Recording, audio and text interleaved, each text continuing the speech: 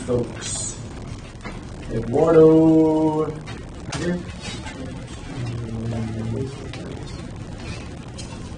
Do you go by Eduardo or do you? Yeah, Eduardo. Eduardo's not Ed or Eduardo? Or? Yeah, I go by a lot of names. Ed, Eddie. Okay. Whatever, I mean, that's fine. I can put it whatever.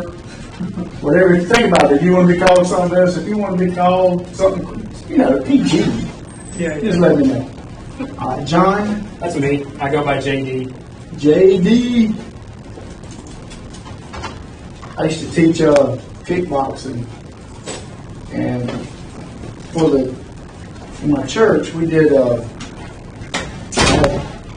young teenagers come in and I would work with them and teach them some kickboxing, some life lessons and stuff.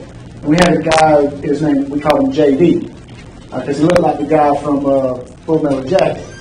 And we would go, a jelly donut? JD for jelly donut. So when you said that, I started thinking Full Metal Jacket. Y'all know what I'm talking about, Full Metal Jacket? We said, a jelly donut? That was crazy movie. All right, David. David. And if I look at you several times as I'm trying to remember and think of stuff and learn your name, Roderick, I know Roderick. Mikhail. You are home time, what are you doing? It's Computers Network. Oh, I was going to say, you just got here and you're never on time and I was excited and you're leaving. I was about to be upset. All right, Caesar. Yes, sir. How are you? Long time no see. Jesse. Jesse. Dylan. Heather. Blake. Blake. Roberto. You said go by Bob, don't you? Sure, whatever you want. No, whatever you like. Rob. Short Bob. Just go by Urto. Urto? We'll call you Urto. You don't like Urto? That's actually cool. I've never heard anybody call Urto. You might spell something cool. Let's go with Bob. Oh, okay. Keep it It simple. almost sounded Urkel, so it was really cool. No, I'm not trying to respond to this problem. Oh man, I would love Steve Urkel if he is like wrong. Okay. Chandler? You still got Chandler, right? Miss just well doesn't call you Chandler. I remember some things. Not me anything. Okay, Stephen. Yeah. Okay, Stephen. You ain't kin to Isaac, are you? Huh? You ain't kin to Isaac, are you? Isaac who? Hutto. I know him. Yeah, we had Isaac Hutto. Don't you remember Isaac? He still got here. Interesting. Antoine. Here. Where's Antoine? There's Antoine. You smiling today, Antoine? Good. See, when you smile, Antoine, I like it. I like you smiling, Antoine. Okay. Jermaine. Jerry, I always have messed your name up on. Don't always mess your name up. I've been doing it for. That was close, wasn't it? Many. It's not even like you're not supposed to pronounce. Like it's not like Manny. It's like Money. Jemani. I got it. Money. There we go. Show me the money. See, that like that. Money. I love names. I do. Hampton. Here. Hampton. Alexander. Here. Joshua. Ryan. And Andrew. Yep. Andrew. I'm saying I can't see you there. There we go. Trying to back. I see this, so I'm just trying to see. Okay, did I not? Is there anybody I missed? It's everybody. Okay, good. So only a couple. I like it when the entire class is here. All right, so first things first. This is CPT 209. We're going to be talking about basically computer hardware, some software, mostly hardware. This is a concept class. The idea is that you could take this class, transfer over and take an A+ certification test and be able to pass the A+ certification test. I can't guarantee that'll happen, but you will have a pretty good bit of knowledge. The same questions would be on this as they would be in the A+ certification test. As a matter of fact, closer to the end of the semester, I will open up a couple of practice tests that you can play around with and see how well you can do on the certification. So everything we do is in Blackboard. Not everything we do. Everything you need to know for the week, everything we need to know for the semester is in Blackboard. Check your emails often. Check your Blackboard often, because that's how I communicate with you. It's through Blackboard, through email. Don't call me. You'll never get me, because I'm hardly ever in my office to answer the phone. Emails are best. I'm always in the lab. We're going to talk about the lab, but I'm always either in the lab, my office, or here, or you might see me walking around campus during the day. I do have a door sign on my door. It'll tell you where I am, and I'm usually there. So let's look at 209. My name is Mr. Wiggins. Those of you who've been here long enough know I like Yo Teach. If nobody ever saw, I'm getting old, and most of you have probably never seen Welcome Back Carter, where it used to go Yo Teach. So Yo Teach is cool. All right. So if you look in Blackboard, your first announcement is here, week 1. I'm going to let you read this because this is a lot of material to go through. What you need to know is that I require lab time for this course. That lab time means you will spend a minimum 1 hour in 1126 or 1119 per week. Okay? So you got other classes, they require lab time also, right? This one is 1 hour minimum. My 232, those of you in my 232 class, what is it? 3 hours. There is no 1 hour minimum. Okay? What that means is you will go to room 1126, take your student ID card, you will swipe in, you will log into the course you want to capture your time, sit down and do your work. When you're finished, you log out and maybe log into another course. Okay? We are different in the computer department. We don't have a specific day for lab. Lab times are from Tuesday to Friday. 9 o'clock Tuesday morning till 6 o'clock Tuesday night. 9 o'clock Wednesday morning till 9 o'clock Wednesday night. 9 to 9 Thursday, and 9 to 3 on Friday. You need to get your 1 hour in that time frame. Okay, it can be at night. If you want to go to work, come back at 7 o'clock and get your hour. I do not care when you get your hour. If you need to be there when I'm there to ask questions, then you need to find the times I am there. But it's a flexible delivery. You decide when you want to go to lab. Now, tests are week 4. I think I put that in here. Week 4, week 8, week 12, and week 15. So on those test weeks, you will have no test week 4. Okay? You will have a test week 8 and week 15. Midterm and final. Those are your only 2 tests you take in here. Midterm and final. Okay? The midterm and final, week 8, you walk into the lab, you go up to the proctor and say, I need to take CPT 209 midterm. They hand you out a piece of paper, you go sit down, you take it, you come back, hand the paper, and you leave. You have to take it in the lab. It has to be proctored. Okay? It has to be proctored. Right? Every week, you're going to have chapter assessments. So after this week, chapter 1 assessment will be due this Friday at 3 o'clock. I opened it a while ago. So you can read chapter 1, and you can go ahead and take chapter assessment for this week. You've got 14 chapter assessments. You got 2 tests, midterm and final. That is it. That is all. No, I'll take that back. That, and you have to build a computer system at Newegg.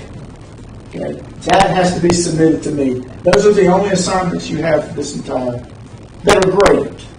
Everything else we do, like playing with the virtual stuff, that's not graded. The only thing that's graded is you build a PC, you will take 14 chapter assessments and 2 tests. Midterm and final. That's it. Okay? It's pretty straightforward. Pretty straightforward class. That's all you have to do. Now, let's look at course info. This is your syllabus and your addendum. Okay, we will look at the syllabus first. Okay. Bring you some headphones. Lab's not always quiet. You did this in the last class too, didn't you? Midterm and final is 60%. Okay, let's just make that a tad where I can see it. There we go. Midterm and final are 60%, chapter quizzes or chapter assessments are 40%. Or chapter, you can call them exams. Man, I'm having a hard time with this thing. Chapter exams or assessments. Okay? And that's it. That's all the work as far as grading and then the computer grading. All right? Now, if you look at the timeline, the timeline is actually a breakdown of everything, when it's expected, when you do it. Notice this, 8:20 class begins. Week 1, we're doing a class intro to IT Essentials, intro to personal computer. You're going to set up Netacad. You should have gotten an email with Netacad information. You should be able to log into Netacad. Okay, that's what we're doing this week because you have to take a Chapter 1 assessment. Okay, that's due this week, Friday at 3 o'clock. Okay, so you can go into the lab this week and get all this done. Netacad and Chapter 1 assessment. If you did not get an email, check your spam, check your all of that, because it is possible for that to get sent there. Okay. If that does not work, find me in the lab and I'll help you get it set up. Sound good? Okay. So next week we will do Chapter 2. Week 3 we will do Chapter 4. The 4 is Chapter 4, 5 is Chapter 5, 6, 7, and then week 8 we have a midterm which covers Chapters 1 through 8. Now let me say this. Some of you will go out and find a lot of these answers on the web for your chapter assessments. Okay, they're out there. There's answers out there. And yeah, this is great. But when you take the chapter midterm and final, you're not getting any help at all. Okay, that's why there's 60% of your grade. Okay, so no help. So you can get all the answers you want, but when you go to take those and you're like, whoa, I just memorized answers. You're not going to know it. So I would like for you to try to do them without any help. Okay? You can try using the book, but yeah, it's hard to find stuff in the book. Any questions so far? Pretty pretty straightforward. All right, so here's my instructor information. My room is 1120. So in my office, I have a door schedule. You can see where I am. All the doors have door schedules where you see where everybody is, what classes are being used. 1126, does everybody know where 1126 is? If you go around the corner here, go all the way to the end on the right before the double doors. That's 1126. Okay, so 1126 is on this hall, but it's at the far end. Let's see. Here are the PowerPoints for the chapters. You can download those and look through those. Here is virtual desktop and virtual laptop. You can download these and get them to run, and actually when you do them, it'll let you take a computer apart and add parts into it. It's kind of interesting. It's a virtual program. It's pretty neat. Now, assignments and tests. Week 1. This is what's expected of you this week. Read the first chapter. Follow Netacad directions listed below. And then take Chapter 1 assessment on Netacad. It's an easy assessment. Okay? It's a pretty easy assessment. That's what's due this week. Next week, guess what? Read Chapter 2, take Chapter 2 assessment. That's how it's going to be pretty much every week. Read a chapter, take an assessment. Read a chapter, take an assessment. Okay? Next week we will build a computer. There are quizzes in Netacad. They're not graded. They're just there for you. If you want to take it to hone up on your skills, they're for you. But the chapter exam, chapter assessment, those you have to take. Those are great. If you're confused by that, just find me and I'll show it. I'll show it in the lab. All right, so how do we get to Cisco Netacad? Cisco Netacad, and it's called www.netacad.com. Okay. I will log in with my credentials.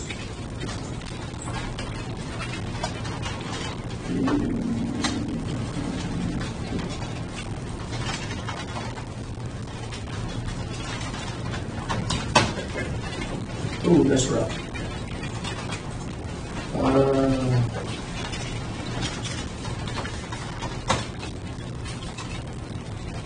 There we go. All right. Now here's my CPT 209 fall 2018. Now some of you, even though I'm not teaching IST 201, I'm still, Mr. King puts me as an instructor and I put him as an instructor. So you'll probably see both of these if you take 201 and 209. If you're not taking but one of them, you'll only see one. But this is what we're doing, CPT 209. And this is me inside of the share. Okay? Now take some time to look. Yours might not have as many of these options, but the majority of the places you're going to be are assignments, grades, and pages. Okay? If I look under assignments, there's the Chapter 1 exam. They call them exam, I call them assessments because exam sounds too much like a test, right? So I call it an assessment. So there's Chapter 1, 2, 3, 4, 5, 6, 7, 8, and then checkpoint exam would be your midterm. And then you'll take up to 14. I will give you a practice final that does not count, and you will take the final exam. And the final exam is comprehensive. It's chapters 1 through 14. I will also open up these certifications here. And these are practice certifications for the A+, which everybody in this class should highly contemplate taking the A+ certification. Even a programmer, it's just a good certificate to show people, like, I'm A+. You know, I got a certification. I got a degree. I got a 2-year degree, and I got a certification. Wow, this person really works hard. Okay. Grades and pages. Notice you have Chapter 1 terms and concept practice. You can come in here and actually look at these activities. They are cards, like your flip cards. Okay. And then right here it says launch Chapter 1.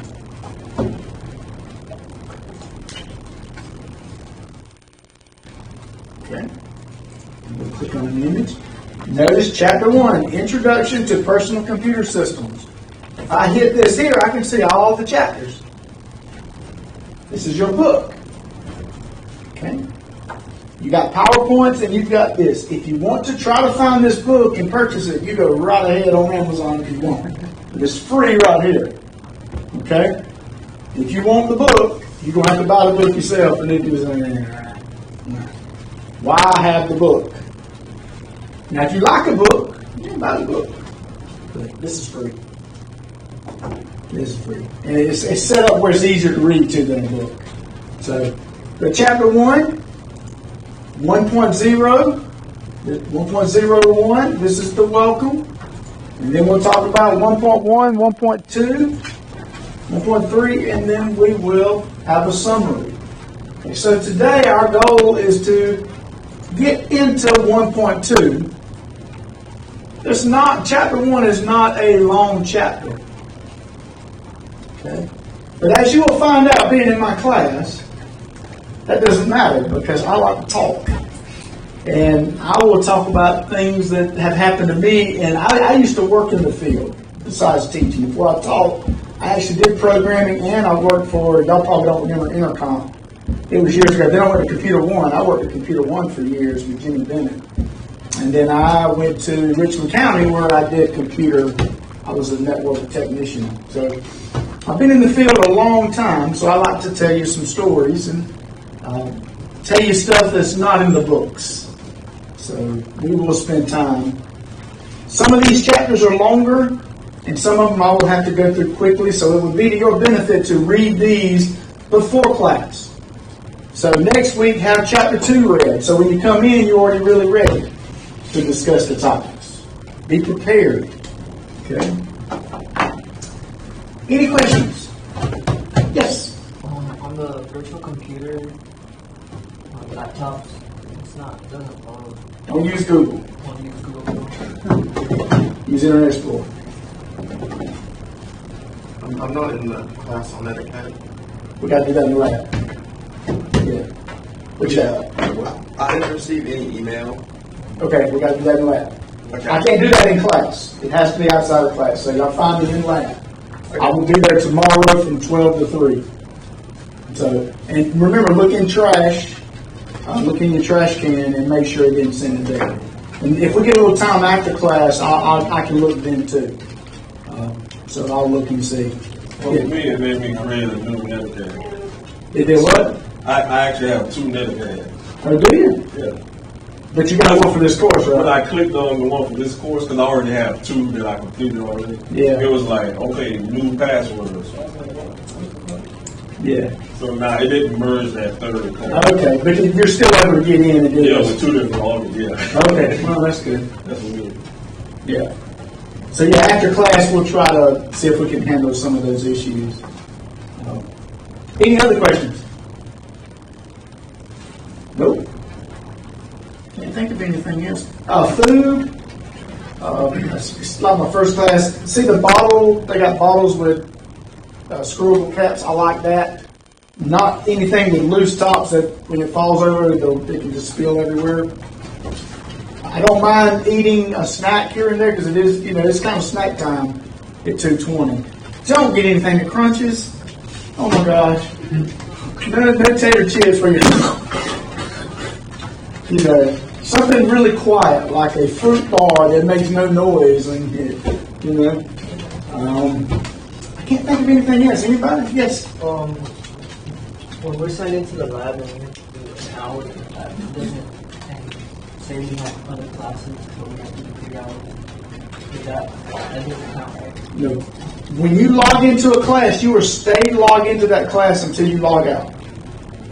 Okay? So if you log into one class, 2 of 9, and then you start doing another class, you're not getting credit for that other class because it's only going to show what you logged into. And then at 11 o'clock tonight, if you forget about logging out, it'll log you out and give you 0 hours. So if you forget to log out, it will 0 you out for no time. Yeah, just swap in. Now, when you swap into the lab, remember, hey, I swapped in at 2:30. Okay? I swapped in at 2:30, so I need to be here until around 3:30. You have to keep up with that yourself. You know how long you've been in there. And if you think you're going to go swap in at 2:20 before class and then swap out after class and think sitting in class is part of your lab time, no, that will not work. Okay? I will see that because all the times are listed and the dates and when you logged in. So I will know and I'll say, man, if you miss too many labs, you would, that's like an 80% attendance policy. You can be withdrawn. It's just 1 hour. You got to take an assessment. You got to read a chapter. You can find something to do for 1 hour. Okay? Any other questions? Yes. It's not relevant to the course, but All right. but could you talk about your experience at Income? I had graduated. I graduated college, and this is going to freak you out. 95.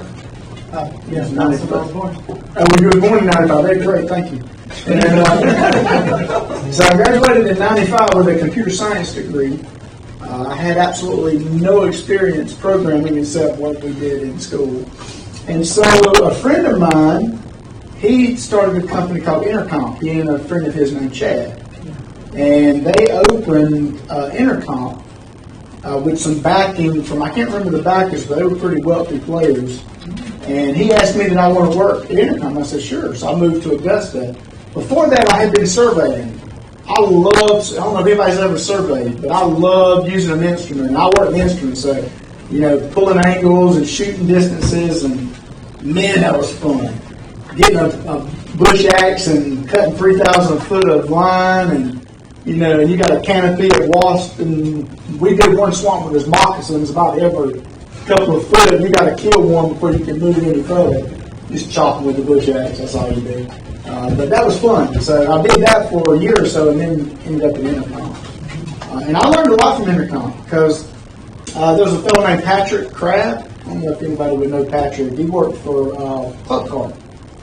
He moved to Club Card. I worked with him. I worked with a guy named Mark. They were excellent. They knew computers. I learned a lot from them. Learned a lot. Enjoyed that. Then Jimmy Bennett, Computer One, is still around, right? I think it's on Washington Road right there, Daniel. Not Daniel, but right across from Hooters. I don't know where that is. Okay. I think it's still there. It was there. They bought out Intercom. So I worked for Jimmy Bennett for several years, and then they're Richmond County.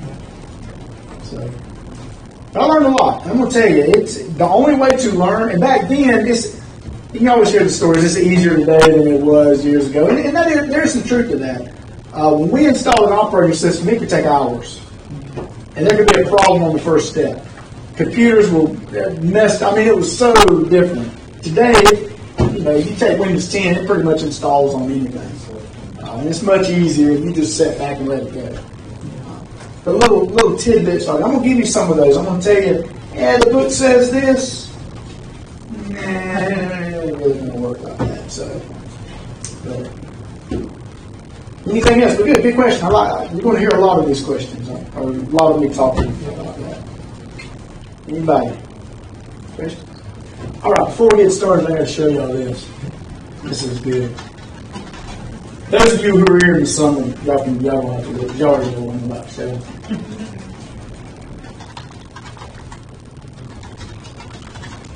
I hate Facebook. Why do I have a Facebook account, you say? My mom uses it. I don't use it. Let's see here. This is my wife and son.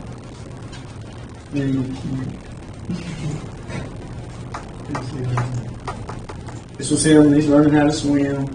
Let me see if I can find. Yeah. Hey, cute. He's cute. Come on, man. I ain't lying, he's cute. Where's the one from the summer? Okay, this might take a while.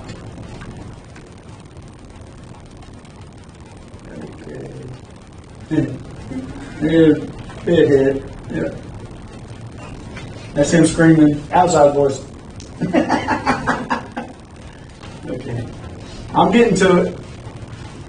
Ooh, that looked good. I'm hungry now. Oh, this one's good. Let me play this one.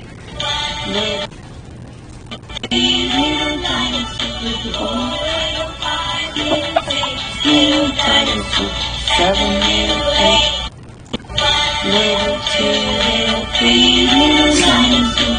4, little 5, little 6, little dinosaur. 7, little 8, little 9, little dinosaur.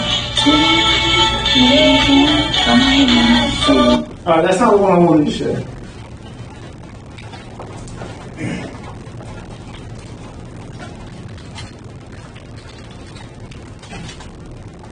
Oh, that was fun. Air guitar. Me and my wife, we're scuba dive certified. We went scuba diving in Panama City, July the 4th week, and that's what I'm looking for. Some of those videos.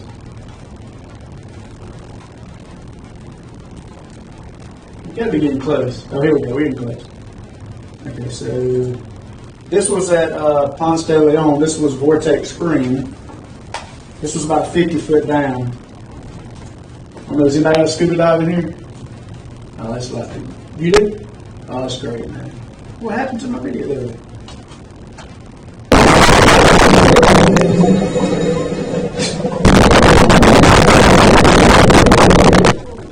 Okay, now we went. That was on the 3rd, but this is the. Man, Barracuda are cool, man. You're coming up, and they come up.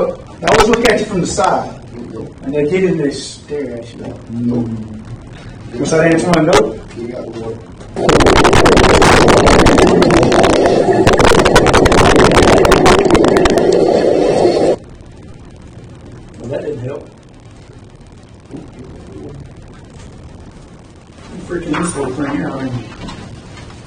going to get done. All right. One of the dives was at a bridge.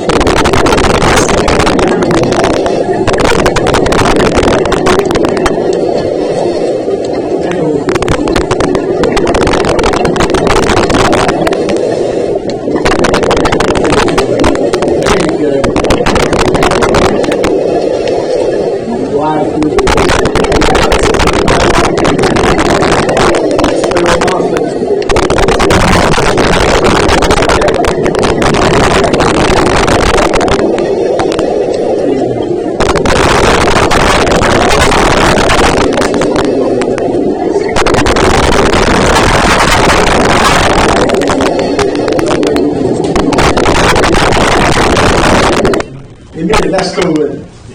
That's cool. All right. That was the icebreaker for today. Let's jump in.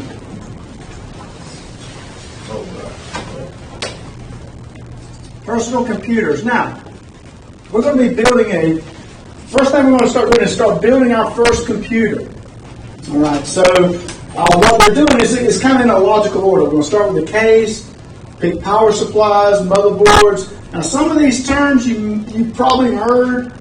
Some of them you might not have heard. That's why it's crucial that you read. It's crucial that you read and take notes so you can understand all the parts. There's a lot of information in this. This is one of those, there's so many definitions, so many terms, and you must learn. I mean, there's just no other way. The more you study, the better it'll get. So, now, pretty much everything today is a tower. Like these here. These are towers. They're sitting up on the ground. They're towers. Actually, we tell people never store them on the ground when you're at home, right? But you see what we do. We just put them on the ground here. Why do we not like them on the ground? Get dust, spill stuff. But dust is one of the worst things for computers. Because as the dust gets into the computer, what happens? Builds up heat. What happens when you build up too much heat? Things start messing up. Fans start messing up. If fans are not working, airflow doesn't work. If airflow doesn't work, computers heat up, computers crash. So, having a good case, to me, is the first step. Now, pretty much everything we do is going to be on Newegg. Because I just like Newegg because they lay it out a lot easier for me to find stuff. So I'm going to look, and we're going to find us a case. And I want a computer case. And you can go mid, you can go ATX. I'm going full. Right? I want full. And I want a full tower. Why do I want full tower? Because those things are about 2 foot high or so. They have a lot more airflow. I can put stuff in there and there's a lot of air. Keeps my components cool. Plus it just looks bad. I'm sorry. Getting you something that big that glows in the dark. I mean, come on. So this is a pick of computers. You can see, hey, this Roswell here got good reviews. I don't know if mine's sold anymore. But mine actually looks like this one. It's close to this one here. Well, let me see. It's a Cooler Master.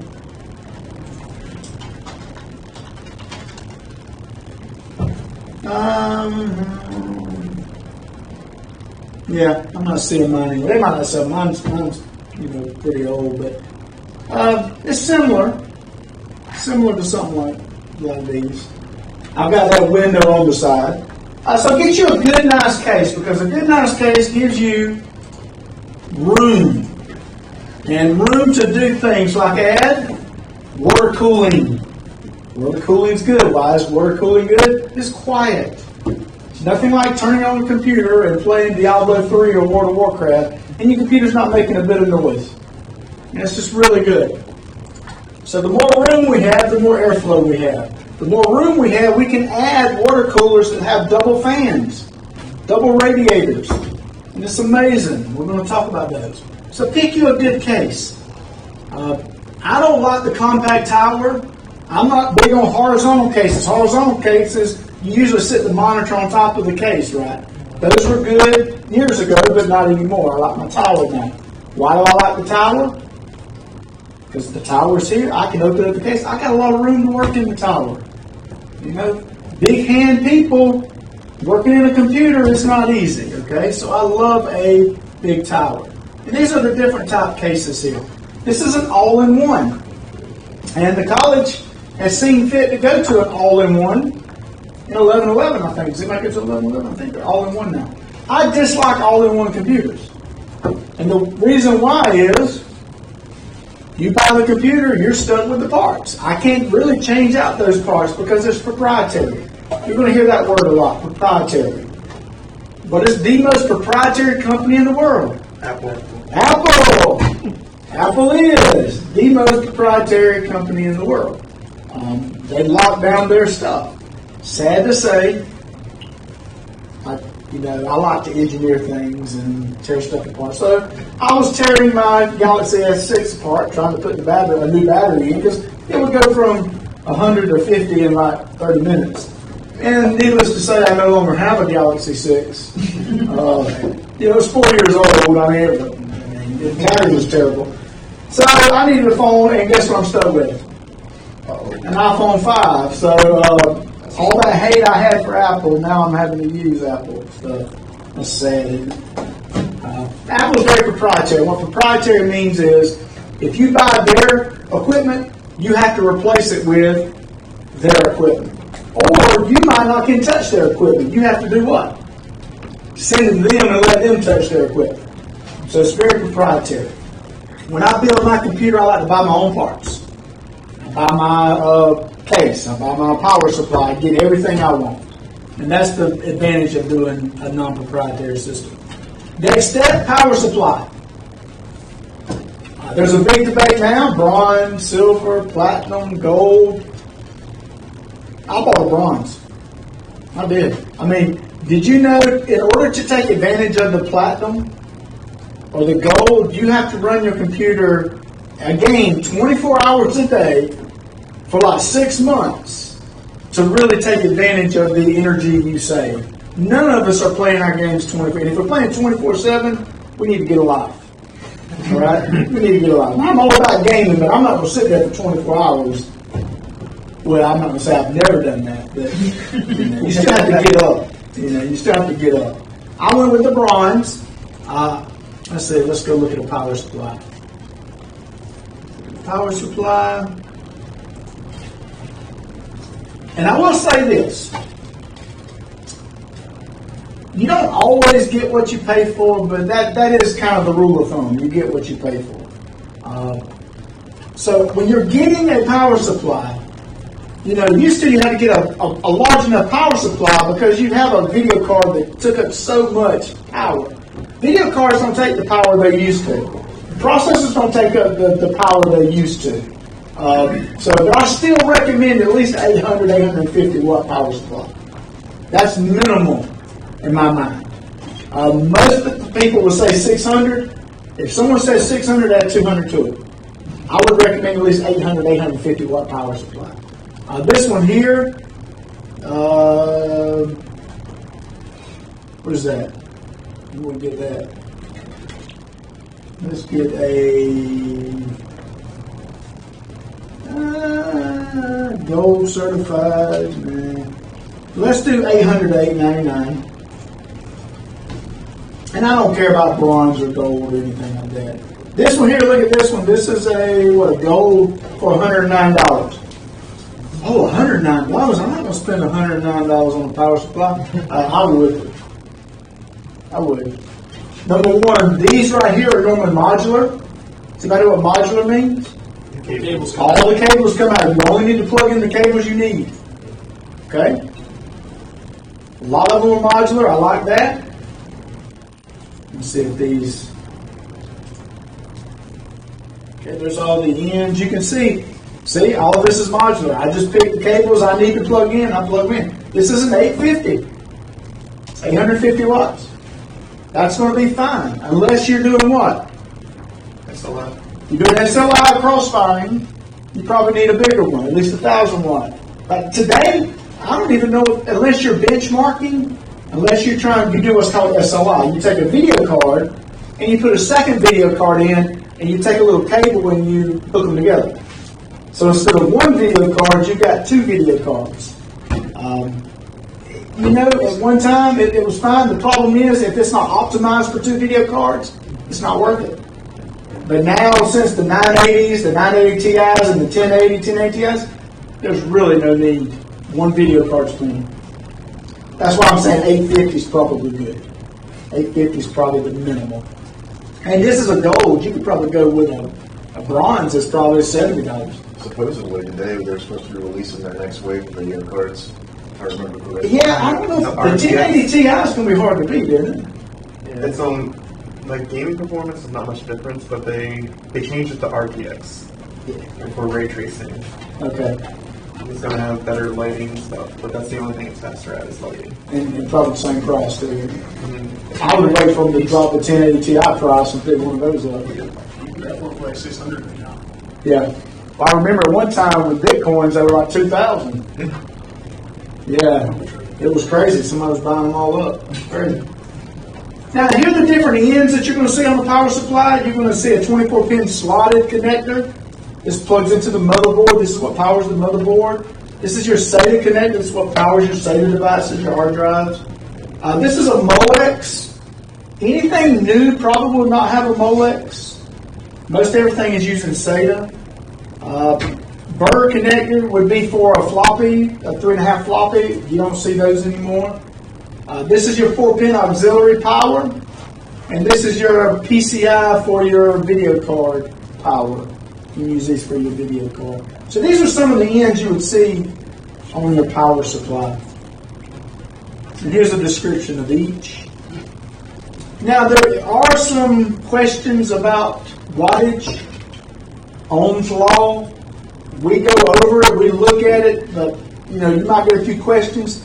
But this is not a class, this is not an engineer class, okay? Where you're going to be expected to understand electrical engineering. Just know the basics, okay? Know what power and watts are, what resistance is, current, voltage, just be familiar with the definitions. Okay? Here's the back of a power supply. Just gets dusty, doesn't it? Gets dusty. Now, this is something you probably do not want to do. Open up your power supply. I have done it to change a fan out because I wanted one of those spinning blinky fans that I put in there. But you want to be real careful because these capacitors, some of them still hold charges even when the sun's low. In other words, this can kill you. Okay? This can kill you. So be careful with power supplies. Don't play around with power supplies. Now you're going to find out throughout the chapters, you're going to see these clickable worksheets. This is an Ohm's Law PDF, and these are extra study guides. Okay? What are the 4 basic units of electricity? We were just talking about ohms and power and voltage and current. Please provide the variable name and symbol. Write the equation. These are good little questions for you to practice or you to review for each chapter. Okay? And you're going to see these throughout the material. Now, we've got our case. We've got our power supply. Now we need a what? Motherboard. Let's look at a motherboard. Now, we have to decide, what are we doing? Are we going Intel or are we going AMD? The age-old question, who do we want to go, AMD or Intel? Well, I will tell you from my experience, the AMD is about 20% less, 20-30% less than an Intel, core to core. Most games are single to dual core. So you don't really care about 6 cores, 8 cores, 10, all that's just fluff. As a matter of fact, for most gaming machines, they recommend the i5. Because the i5 and the i7, the only difference is hyper-threading. The i5 doesn't hyper-thread, so it's just 4 regular cores. An i7 is 4 regular cores plus 4 virtualized cores for 8 cores. It virtualizes 4 more cores. For a game, you don't need that. and they recommend the i5. And the i5 is usually like $100 less than an i7. Now we got i9s, don't we? So they're up there in what 12 cores now, 16 cores. Those are what, $1,000 processors, 12. No, we're talking about processors. Did you know that Windows 10, I think, will support what, 300, 250 core processor? It's crazy. Do what? The Xeons and Threadrippers and stuff. Right. They do that. That's right. That's right. All right, so let's talk about a motherboard. Me personally, and I don't want to start a fight here, and it's going to, I know. I am an Intel guy, but I like AMD. Okay? I like AMD. But on my benchmarks, because I'm on both, the Intel usually performs a little bit better. Okay? However, 9 times out of 10, you pay a little more for Intel than you do for AMD. So it's that cost. For college students tend to like AMD a little better because it's cheaper. But with the Ryzen, you know, the new processors, AMD has up the ante. Those Ryzens are actually pretty good. At first they had some problems, but they've worked out some of those bugs. They're actually pretty good, and they're just as expensive as some of the i7s and all. So I don't know if it's enough to make me go with AMD on that high end. If I'm spending that much money, I probably would go with Intel. But AMD's a great processor. Don't Mr. Wiggins is making fun of my AMD. No, I love AMD. Okay? I love AMD, and I wish they would get a little closer in the single core performance than Intel and give them much more competition. And they're beginning of next year, they're supposed to. That's what they keep saying. They're actually getting out the new node though, while Intel delayed it again. Did they delay? We'll see. So they're just doing another refresh. Yeah, we'll see. Intel, the reason, two reasons why I like Intel more. Number one is the single core performance. And the other is I like the socket type. Okay? I like the socket type of an Intel. There's two types. There's LGA and PGA. Intel is LGA. Okay? It uses an LGA. Meaning the processor is just contact points that you put in the motherboard. PGA means it's got little pins. So the AMD processor has the pins. And you can bend those things so easy. I actually got one, and it was bent when it came to me. I was like, so man, Amazon made it right. But I'm going to go with Intel. You go with AMD, that's fine. I'm not going to sit here and bash either. I think they're both good. Okay, I think they're both good. MSI is usually a good motherboard.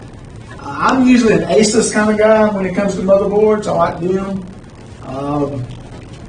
As a matter of fact, my best friend, he worked for Intel, and I was able to get, at that time, I got the 4770K, i7, and an Asus Deluxe, both of them for like half price, 50% off each. So I paid $150 for a processor, $150 for the motherboard, because both of them were $300. So I paid 50%. So I had to go with that. I mean, I still had that same setup. I haven't upgraded because I could upgrade, but as you know, you can see some performance, but when you go to change your stuff, you can't just change processors. That is one thing AMD's good at. Usually, you can buy their motherboards and their processors are still working some of their older motherboards sometimes. But Intel, when you go to a different processor up, you got a new RAM now, DDR4. Will not fit in a DDR3 socket. You got to buy a whole new motherboard, RAM, and processor. That's $1,000 right there, just for an upgrade. So anyway, we'll talk about some of those things. I'm just going to go with the Asus. I'm going to even put that. But I want to put, let's just do that.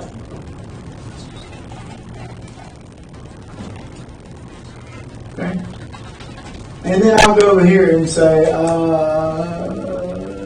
let's see, best rating. Yeah. Now, you'll see an ATX Mini. Okay, these are minis. Why are they minis? Because you only see 2 slots here. A regular one will be a little longer with another 2 slots or so. That's the difference in a mini. Normally they only have two banks for memory instead of 4. Do they run any slower? No, they still run fast. So a mini motherboard is fine, okay? But I wouldn't get it. I'm gonna get one of these big ones. There we go. How about this one? Says Maximus the 8th. There you go. Yeah, I'm going with the 8. Maximus Meridius. This is open box. So I would go with a motherboard like this. This is an Intel, and that does matter. If you're getting an Intel processor, you got to get an Intel motherboard.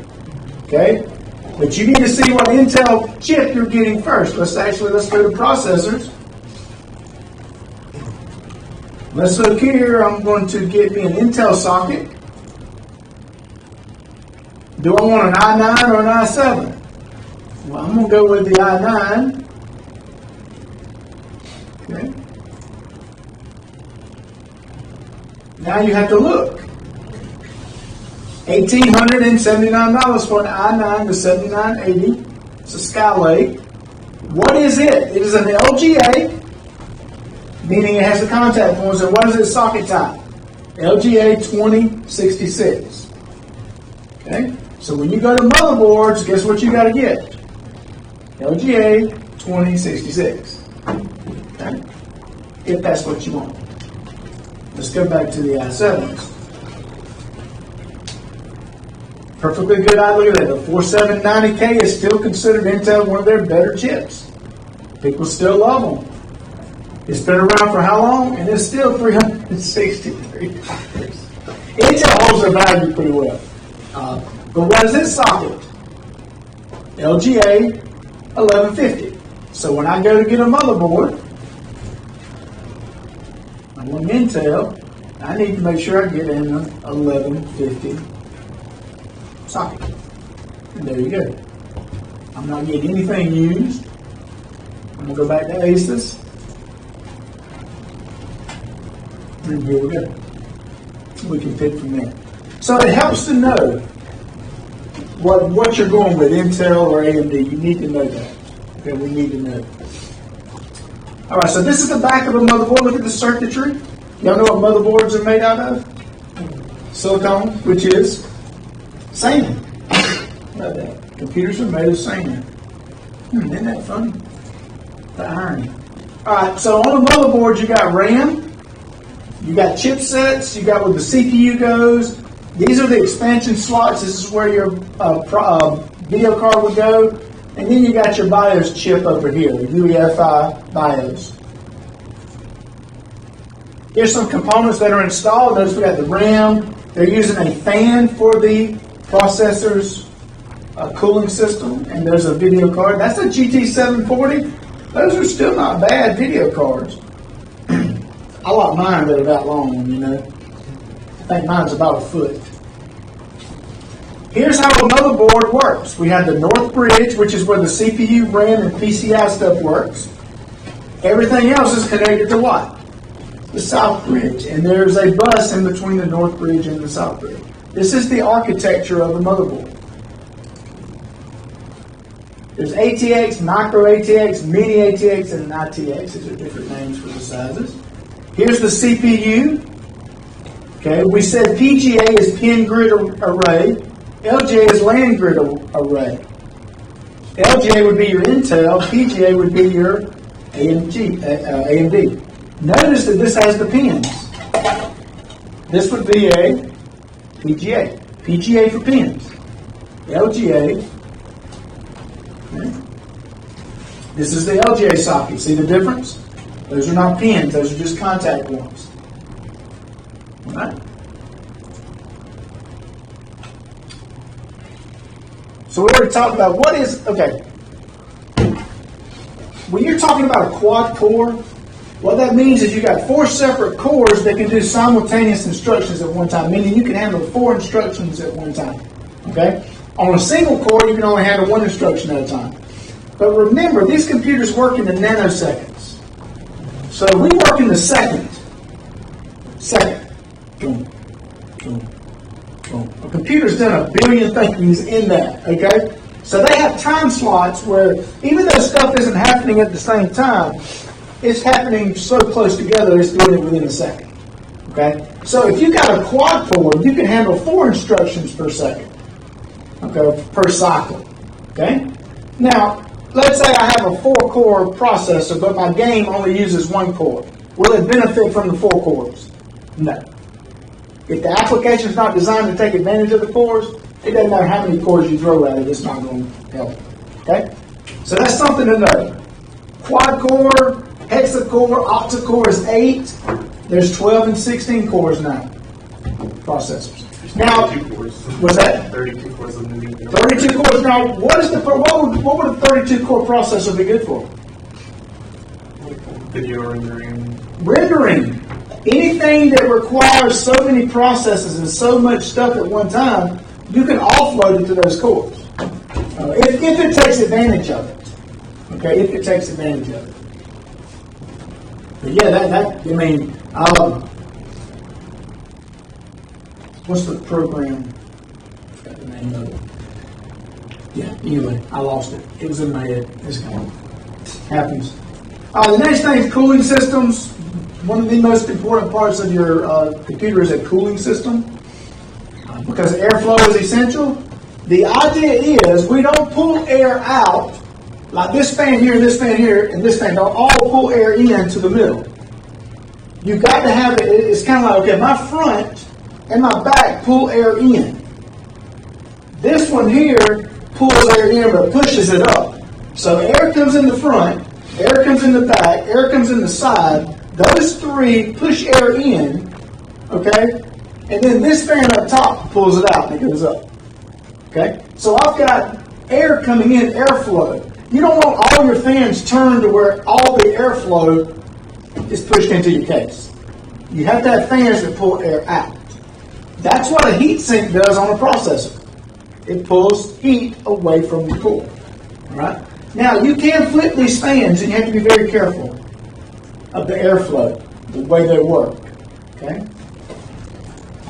So this is a heat sink. It sits on top of a processor. As the processor heats up, it pulls heat from the processor. Now, the problem is, it's hard to tell with metal, but if you look at the bottom of metal, there are grooves in metal. They're very tiny. You don't see them. So when I set metal on top of metal, not a lot of the metal's touching each other, just at the point where the grooves touch. So we have to do what when we connect our heat sink to our processor? We need thermal paste. Put a dab, don't gob it on or you'll have it all in your computer, just a pea size, right there in the middle of your processor. When you put the heat sink down, it spreads that thermal compound on top of the processor, and it fills in those gaps to where now your heat sink and your processor are really touching. And it can pull more heat off more efficiently from the processor. So it pulls the heat up into these vents, and then you have a fan that sucks that heat and pushes it up to the top of your case. Okay? So that's how you get rid of heat on a processor. Same way with a video card. Video cards have these little metal pipes everywhere, like radiators that pulls heat. Okay? Now, ROM means read-only chips. On your computer, you'll have ROMs that are read-only. RAM is random access memory. Is that read-only? No, you can write and read from those. One is volatile, one is non-volatile. What does volatile mean? When you turn off power, it loses what's in it. When you turn off the computer, you lose what's ever on it. Is your CD-ROM volatile or non-volatile? Non-volatile, because when you turn the computer off, your CD-ROM still has data on it, right? RAM, you would lose it. ROM, you do not. Okay?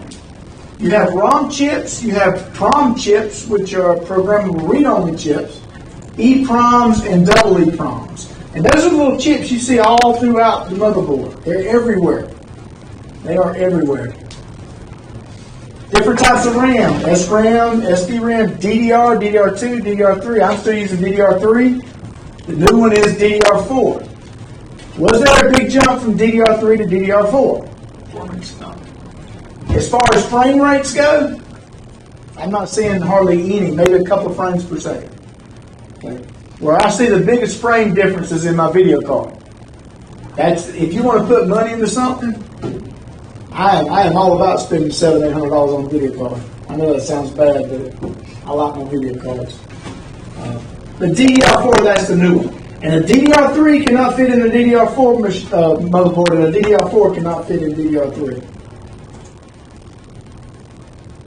Okay, the different memory modules. SIMs, DIMMs, SODIMM is what you would see in your laptop.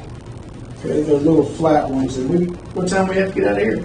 3:15. Really? I believe so. Oh, it is, man. I'm having fun. Y'all got to stop me. I'm having too much fun. Okay, well, let's just finish this. L1 cache, this is integrated into the CPU now. Most everything now is in the CPU. Hello, cache is SCH. It's just temporary storage. Okay. And then non-parity versus parity bits, ECC. You can read this. Like I say, just know the terminology. All right, so when we get back here Wednesday, we'll finish up with the adapter cards. How much more we got here? We're almost finished there, then we'll get to that. Not much there. Not a lot for this section. We'll finish up fairly simple Wednesday. All right. Good first class. I'll see you Wednesday. I was crazy, didn't I? Yeah, I have to let me know because I will. Yeah, well, right now I'm only 3 minutes. I'll let you